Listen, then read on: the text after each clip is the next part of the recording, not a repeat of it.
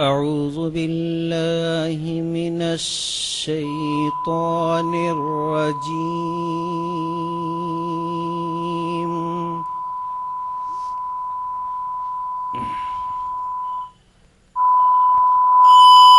بسم الله الرحمن الرحيم.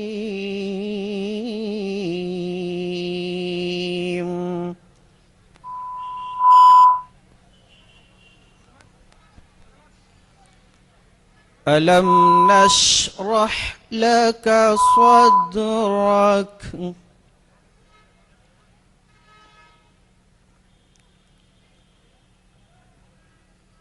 ووضعنا عنك وزرك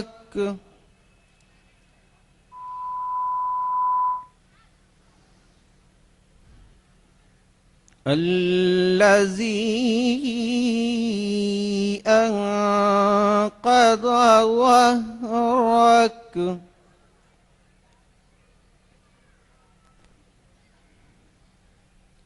ورفعنا لك ذكرك.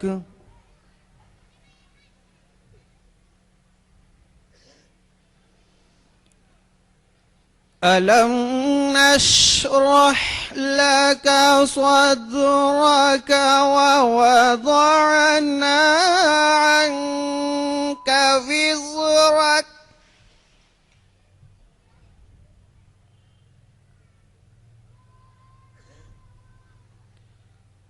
الذي أنقض ظهرك ورفعنا لك ذكرك.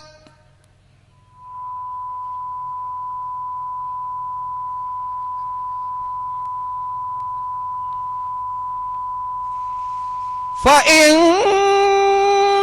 مع العسر يسرا إن مع العسر يسرا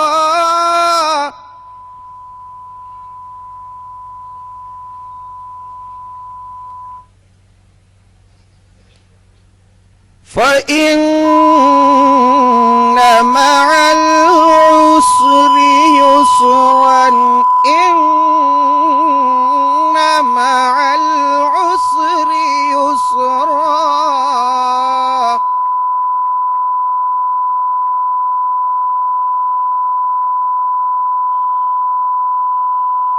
فإذا فرغت فانصب وإلى ربك فارغب. الحمد لله رب العالمين والصلاة والسلام على رسوله الكريم وعلى آله وأصحابه أجمعين. أما بعد، فأعوذ بالله من الشيطان الرجيم. بسم الله الرحمن الرحيم. وما أرسلناك إلا رحمة للعالمين. بسم الله الرحمن الرحيم. رب اشرح لي صدري ويسر لي أمري واحلل عقدة من لساني يفقه قولي. ڈائس پر تشریف فرما معزز ناظم جلسہ، سامعین میں موجود سارے بزرگوں، نوجوانوں اور میری ماؤں اور بہنوں کا میں آپ سب کا یہاں پر اسلامی طریقے سے استقبال کرتا ہوں۔ السلام علیکم ورحمۃ اللہ وبرکاتہ۔ جس ٹاپک پر میں آپ کے سامنے گفتگو کرنے جا رہا ہوں، محمد صلی اللہ علیہ وسلم رحمت سب کے لیے۔ اس سے پہلے کہ میں ٹاپک پر آپ کے سامنے گفتگو کروں، بیان کروں، میں آپ سب سے ادباً مؤدبانہ گزارش کرتا ہوں کہ بڑے پرخلوص انداز میں اور بڑے ہی عزت اور احترام کے ساتھ ایک مرتبہ ہم سب پہلے درود پڑھ لیں گے۔ اللہم صلی علی محمد وعلی آل محمد كما صليت على إبراهيم وعلى آل إبراهيم إنك حميد مجيد اللهم بارك على محمد وعلى آل محمد كما باركت على إبراهيم وعلى آل إبراهيم إنك حميد مجيد. کیوں؟ اس لیے کہ آج کے ٹاپک میں محمد صلی اللہ علیہ وسلم کا نام بار بار آئے گا، اور جب بھی محمد صلی اللہ علیہ وسلم کا نام مبارک آئے تو مسلمان کی ذمہ داری ہے کہ کم سے کم وہ صلی اللہ علیہ وسلم ضرور کہے، اور ایک مرتبہ مکمل درود ابراہیمی. سب سے افضل درود وہ ہے جو ہم کو اللہ سبحانہ و تعالیٰ نے نماز میں سکھایا ہے، تو اس وجہ سے ہم نے سب سے پہلے درود ابراہیمی پڑھ لیا. ٹاپک محمد صلی اللہ علیہ وسلم، رحمت سب کے لیے. آج سے تقریباً 1400 سال پہلے کی بات ہے. صحیح مسلم کی یہ روایت حدیث نمبر 3354 کے اندر راوی کہتے ہیں جنگ احد کا میدان ہے اور حالات بڑے تتر اور بتر تھے. عین اس وقت پر جبکہ جنگ اپنے شباب پر تھی، اور جنگ کے دوران ایک ایسا بھی واقعہ پیش آیا کہ کفار قریش نے اپنے حملے تیز کر دیے، اور اتنے تیز ہوئے حملے کہ صحابہ اکرام ادھر اور ادھر بکھر گئے. کفار قریش نے دیکھا کہ بڑا سنہرا موقع ہے، حضرت محمد مصطفیٰ صلی اللہ علیہ وسلم کے اطراف میں جو صحابہ اکرام جس طریقے سے چاند کے اطراف تارے نظر آتے ہیں، ہمیشہ صحابہ اکرام اطراف میں رہتے تھے.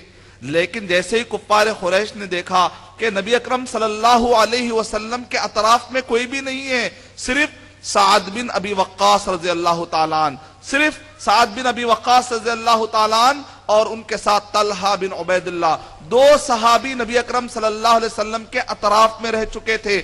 باقی کے صحابہ اکرام ادھر اور ادھر تتر بتر، یعنی کہ جنگ کی حالت میں ان کو سمجھ میں نہیں آ رہا تھا. نتیجے میں پہاڑوں میں ادھر اور ادھر تتر بتر حالت میں وہ بکھر چکے تھے.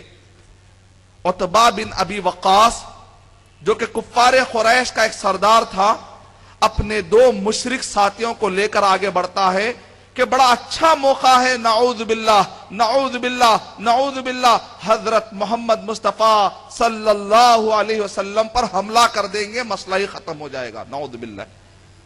عتبہ بن ابی وقاص اپنے دو مشرک ساتھیوں کو لے کر آگے بڑھتا ہے اور دیکھتا ہے کہ نبی اکرم صلی اللہ علیہ وسلم کے اطراف میں صرف دو صحابی ہیں، ایک سعد بن ابی وقاص رضی اللہ تعالیٰ عنہ اور دوسرے طلحہ بن عبید اللہ رضی اللہ تعالیٰ عنہ. عتبہ بن ابی وقاص نے ایک بڑا پتھر اٹھا کر تاک کر حضرت محمد مصطفیٰ صلی اللہ علیہ وسلم کے جسم اطہر پر دے مارتا ہے.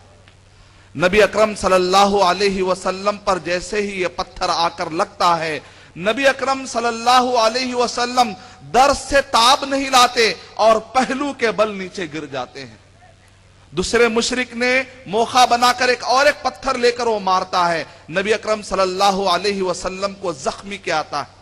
تیسرا مشرک نبی اکرم صلی اللہ علیہ وسلم پر اور ایک حملہ کرتا ہے، نبی اکرم صلی اللہ علیہ وسلم کے زخم اور شدید ہو جاتے ہیں. نبی اکرم صلی اللہ علیہ وسلم کے زمانے میں نبی اکرم صلی اللہ علیہ وسلم کے دشمنوں نے 17 مرتبہ اٹیک کیا تھا. انہوں نے کبھی جانی حملہ کیا، کبھی زخمی کیا، کبھی پیر سے خون نکالا، کبھی ہاتھ اور پیر سے خون نکالا. لیکن نبی اکرم صلی اللہ علیہ وسلم کے بارے میں آپ دیکھیے کہ نبی اکرم صلی اللہ علیہ وسلم، جنگ احد کا میدان ہے، پورے صحابہ اکرام ادھر ادھر بکھرے ہوئے ہیں، نبی اکرم صلی اللہ علیہ وسلم پر پتھر کا وار ہوتا ہے، نبی اکرم صلی اللہ علیہ وسلم پر پہلو کے بل گرتے ہیں. اس کے بعد نبی اکرم صلی اللہ علیہ وسلم دیکھتے ہیں، اپنے آپ کو تھوڑا سا وہ سنبھالنے کی کوشش کرتے ہیں، اپنے ہاتھ کو لے جا کر پیشانی پر لگاتے ہیں، اپنے کلے پر لگاتے ہیں، اپنے گالے مبارک پر لگاتے ہیں، اپنے ہونٹ پر لگاتے ہیں. تو کیا دیکھتے ہیں؟ لوہے کی ٹوپی کی کڑیاں نبی اکرم صلی اللہ علیہ وسلم کے گالے مبارک میں چپ جاتی ہیں اور وہاں سے خون نکل رہا ہے. ہونٹ پھٹا ہوا ہے، ہونٹ سے خون نکل رہا ہے. پیشانی پھٹی ہوئی ہے، پیشانی سے خون نکل رہا ہے۔ نبی اکرم صلی اللہ علیہ وسلم اپنا ہاتھ مبارک لے جا کر اپنے پیشانی اور اپنے گال اور اپنے ہونٹ پر نبی اکرم صلی اللہ علیہ وسلم لگاتے ہیں، پورا چہرہ خونا خون ہے، ہاتھ میں خون لگ گیا ہے۔ نبی اکرم صلی اللہ علیہ وسلم دیکھتے ہیں کہ ان لوگوں نے میرا خون بہایا ہے، کہیں اللہ سبحانہ وتعالیٰ کا عذاب آ نہ جائے۔ اس سے پہلے کہ اللہ سبحانہ وتعالیٰ کا عذاب آتا، نبی اکرم صلی اللہ علیہ وسلم کہہ رہے ہیں اے اللہ اس قوم کو معاف کر دے، یہ لوگ جانتے نہیں کہ مرتبہ کیا ہے۔ اندازہ لگایا آپ نے، حضرت محمد مصطفیٰ صلی اللہ علیہ وسلم رحمت صرف مسلمان کے لیے یا غیر مسلم کے لیے بھی ہے؟ حضرت محمد مصطفیٰ صلی اللہ علیہ وسلم تو رحمت اپنے دشمنوں کے لیے بھی تھے۔ کہیں ایسا نہ ہو کہ اللہ سبحانہ وتعالیٰ کا عذاب آ جائے۔ نبی اکرم صلی اللہ علیہ وسلم اپنے خون کی پرواہ نہیں کر رہے ہیں، سامنے والوں نے معافی بھی نہیں مانگی، سامنے والے ابھی ہٹ درمی کی حالت میں ہیں، خوش تھے کہ نبی اکرم صلی اللہ علیہ وسلم پر انہوں نے حملہ کر دیا ہے، لیکن نبی اکرم صلی اللہ علیہ وسلم کے بارے میں اللہ تعالیٰ نے قرآن مجید میں ارشاد فرمایا وَمَا أَرْسَلْنَاكَ إِلَّا رَحْمَةً لِلْعَالَمِينَ، اے نبی اکرم صلی اللہ علیہ وسلم ہم نے آپ کو سارے جہانوں کے لیے رحمت بنا کر بھیجا۔ اللہ کی بات سچی، نہ ماننے والے کی بات جھوٹی۔ اور ایک واقعہ سناتا ہوں میں آپ کو، طائف کے میدان میں الرحیق المختوم کے اندر، جو سیرت کی معتبر کتاب ہے، اور اس کے کچھ واقعات آپ کو صحیح بخاری میں بھی مل جائیں گے۔ نبی اکرم صلی اللہ علیہ وسلم نے ارشاد فرمایا کہ طائف ایک جگہ ہے مکے سے قریب میں، نبی اکرم صلی اللہ علیہ وسلم وہاں پر جا کر ان کو اسلام کی دعوت دیتے ہیں، ان کو جا کر اسلام کی دعوت پیش کرتے ہیں۔ وہاں کے ابدیہ لیل اور وہاں کے سرداروں نے مل کر نبی اکرم صلی اللہ علیہ وسلم کی دعوت کو ٹھکرا دیا۔ نہ صرف نبی اکرم صلی اللہ علیہ وسلم کی دعوت کو انہوں نے ٹھکرایا، بلکہ انہوں نے اپنے اوباشوں اور اپنے بیوقوفوں سے کہا کہ محمد صلی اللہ علیہ وسلم پر پتھر مارو، یہاں تک کہ خون بہاؤ۔ نعوذ باللہ نعوذ باللہ نعوذ باللہ۔ انہوں نے نبی اکرم صلی اللہ علیہ وسلم پر پتھر مارے، نبی اکرم صلی اللہ علیہ وسلم پر پتھر اتنے زیادہ پڑ رہے تھے، یہاں تک کہ نبی اکرم صلی اللہ علیہ وسلم ایک جگہ پر نڈھال ہو کر بیٹھ جاتے ہیں، کھجوروں اور انگوروں کے باغ کے پاس نڈھال ہو کر نبی اکرم صلی اللہ علیہ وسلم بیٹھ جاتے ہیں۔ انہوں نے اتنا خون بہا، سیرت کی کتابوں میں آتا ہے کہ نبی اکرم صلی اللہ علیہ وسلم کے جسم اطہر سے خون جاری تھا، اور نبی اکرم صلی اللہ علیہ وسلم کے جسم سے اتنا خون بہا تھا کہ یہاں تک کہ نبی اکرم صلی اللہ علیہ وسلم اپنے موزے کو اور اپنے جوتے کو جب الگ کرتے تو خون کی وجہ سے وہ جوتا الگ نہیں ہو رہا تھا، اس حد تک انہوں نے خون بہا تھا۔ کس بنیاد پر؟ کیا نبی اکرم صلی اللہ علیہ وسلم نے ان کی کوئی جائیداد لے لی تھی؟ کیا نبی اکرم صلی اللہ علیہ وسلم نے ان کا کوئی مال ہڑپ لیا تھا؟ نعوذ باللہ۔ کیا نبی اکرم صلی اللہ علیہ وسلم نے ان کی غیبت کی تھی، چغل خوری کی تھی؟ نہیں، نبی اکرم صلی اللہ علیہ وسلم ان سے کہتے تھے اے لوگو اللہ سے ڈرو، اپنے آخرت کی فکر کرو، اپنے آپ کو اور اپنے گھر والوں کو جہنم سے بچاؤ۔ صرف اس بنیاد پر یہ جرم تھا نبی اکرم صلی اللہ علیہ وسلم کا کہ نبی اکرم صلی اللہ علیہ وسلم ان کو جہنم سے بچانا چاہتے تھے، لیکن سامنے والے لوگ طغیان میں آ کر، دنیا پرستی میں آ کر وہ نبی اکرم صلی اللہ علیہ وسلم پر حملہ کر رہے، اور انہوں نے پتھر مار کر خون بہا دیا۔ جبرائیل علیہ السلام کا بھی صبر یہاں پر ٹھنڈا پڑ گیا۔ جبرائیل علیہ السلام کو بھی کہا کہ میں صبر نہیں کر سکتا، نبی اکرم صلی اللہ علیہ وسلم کے ساتھ یہ ہو جائے، میں صبر نہیں کر سکتا۔ جبرائیل علیہ السلام آئے، آ کر انہوں نے کہا اے نبی اکرم صلی اللہ علیہ وسلم اللہ کی رحمت آپ پر ہو، یہ جو طائف کے دو پہاڑ آپ دیکھ رہے ہیں یہ اخشبین کے پہاڑ ہیں، اگر آپ اجازت دے دے تو یہ پہاڑ کے فرشتے انتظار میں ہیں کہ یہ پوری کی پوری قوم کو اے نبی اکرم صلی اللہ علیہ وسلم ہم پاٹ دیں گے۔ کیا کریں گے؟ ہم دونوں کو پاٹ دیں گے، پوری کی پوری قوم کو پاٹ دیں گے۔ اے نبی اکرم صلی اللہ علیہ وسلم